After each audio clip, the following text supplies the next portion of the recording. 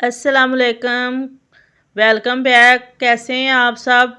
ठीक हैं। I hope कि आप लोग अपने अपने घरों में खुशबाश होंगे। तो जी इधर आज मैंने मॉर्निंग से व्लॉग स्टार्ट किया है। तो इनको जी नाश्ता बना के दे रही हूँ, मीरब को और अपने हस्बैंड को। और इनके लिए जी मैंने बनाया है आलू का पराठा, और साथ में जी मैंने वो एग बॉयल किए हैं।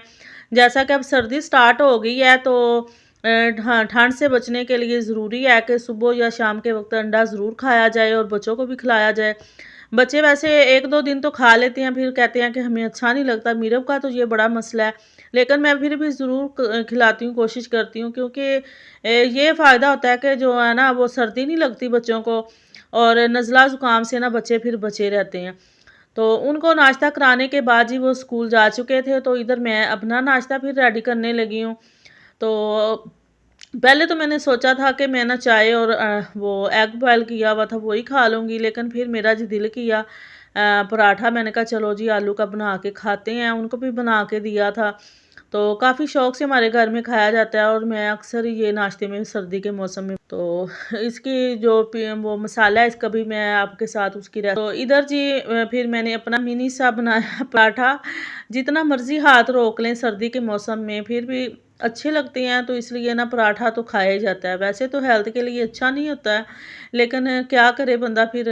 बस जी जब घर में चीज़ बन जाए ना, तो फिर बंदा ना रह नहीं सकता कि कहता है चले खा ही लें। तो लेकिन बहुत ज़्यादा डेली भी नहीं है कि इस तरह के डेली पराठे, बीच में चेंज भी करते रहते हैं नाश्ता ना। तो माशाल्लाह से इधर जी मेरा भी पराठा जो है वो रेडी हो गया है। तो उनको भेजने के बाद ना मैं सुकून से बैठ के पहले अपना नाश्ता करती हूँ। तो कभी तो उनके साथ ही नाश्ता हो जाता है, और कभी उनके जाने के बाद फिर मैं तैयार करती हूँ अपना नाश्ता। तो उसके बाद जी सुकून से बैठेंगे, नाश्ता करेंगे, तो रिलैक्स होके। तो क्योंकि दिन का आगाज़ हमारा होता है और सारा दिन हम लोगों ने काम करने होते हैं ख़वातीन ने, तो इसलिए सुकून से बैठ के अपना नाश्ता पहले करना चाहिए। तो अगर कहें ना कि ठहर के करेंगे, कामों में शुरू हो जाएँ, तो फिर बहुत लेट हो जाता है जो है ना नाश्ता। तो सबसे पहले नाश्ता करेंगे, बाद में बहुत मैसी हुआ होता है घर, तो उसको भी क्लीन करना है। तो मैं तो इस तरह करती हूँ कि पहले नाश्ता कर लेती हूँ और बाद में ही फिर क्लीनिंग जो है ना वो अपनी घर की शुरू करती हूँ। तो लगता तो बहुत बुरा है, लेकिन क्या करें फिर। काम तो खैर ख़त्म ही नहीं होते सारा दिन। लेकिन ये है कि जो मॉर्निंग में आप सुबह सुबह कर लेते हैं ना, तो उसकी तो क्या ही बात है। दिन में अगर रह जाए तो फिर वो कोई काम रह ही जाता है। आजकल तो दिन इतने छोटे हुए हुए हैं ना कि पता ही नहीं चलता कैसे सुबह से शाम हो जाती है। बहुत ही छोटे दिन हैं।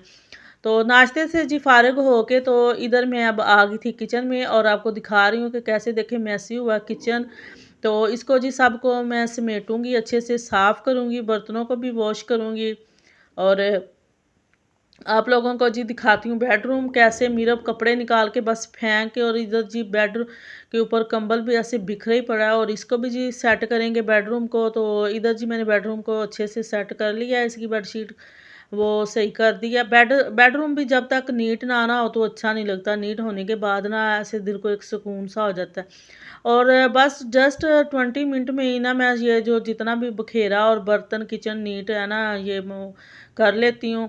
और सुबह के वक्त ही मैं मॉर्निंग में, और जी ये सारे काम जो भी चीज़ बिखरी होती हैं वो उठा के, तो उसके बाद जी फिर मैं करती हूँ 1 घंटे के लिए रेस्ट।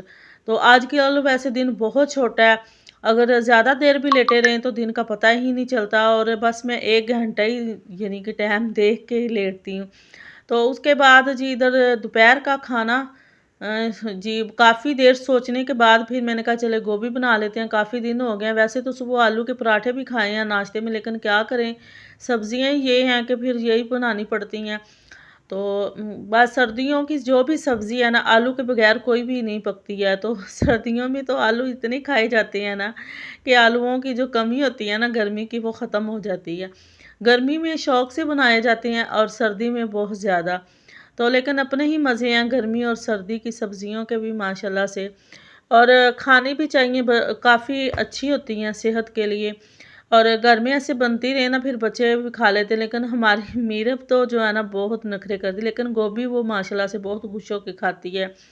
तो इसीलिए मैंने फिर बना ली थी, मैंने कहा चले वो खुश होके वो भी खा लेती है। तो मसाला जी सारा मैंने भून लिया और बीच में डाल दीजिए गोभी। तो अब इसको थोड़ा सा भूनेंगे, फ्राई करेंगे, और इसमें कोई मैंने पानी वगैरह कुछ भी नहीं लगाना।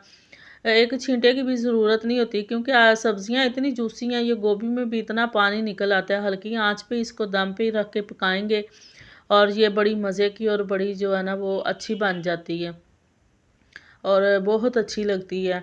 मीरब भी बड़े ना शौक़ से, और आजकल क्योंकि मीरब के पेपर हो रहे हैं तो वो जल्दी आ जाती है, तो इसलिए भी मुझे जल्दी खाना तैयार करना पड़ता है। जब वो स्कूल से आती है तो उसको बड़ी भूख लगी होती है, क्योंकि वो लंच वगैरह जो है ना वो अपने साथ नहीं लेके जा रही है, तो जल्दी आ जाती है। तो इसलिए फिर मैं उसके आने से पहले मेरी कोशिश होती है कि मेरी हंडिया बनी हो। जैसे ही वो आएगी तो फिर उसको रोटी साथ में ना बना के दे देती हूँ ना। तो पेपर है माशाल्लाह से, तकरीबन हर स्कूल के ही चल रहे हैं और बच्चे बेचारे बड़ी मेहनत करते हैं, तो अल्लाह पाक इनको कामयाब करे। आजकल तो वैसे ये पढ़ाइयाँ भी बहुत मुश्किल हैं और बच्चे बेचारे बड़ी मेहनत करते हैं। सुबह से शाम ऐसे ही गुजर जाती, दिन का ऐसे ही गुजर जाता है कि पता ही नहीं चलता। और पेपरों के दिनों में तो बच्चे जो है ना वो बहुत ज़्यादा थक जाते हैं कि पढ़ाई पढ़ाई, क्योंकि हम लोग भी कहते हैं कि आप पढ़ लो, पेपर तैयार कर लो। वालदैन भी इतना ज़्यादा ज़ोर डालते हैं, ऊपर से टीचर भी।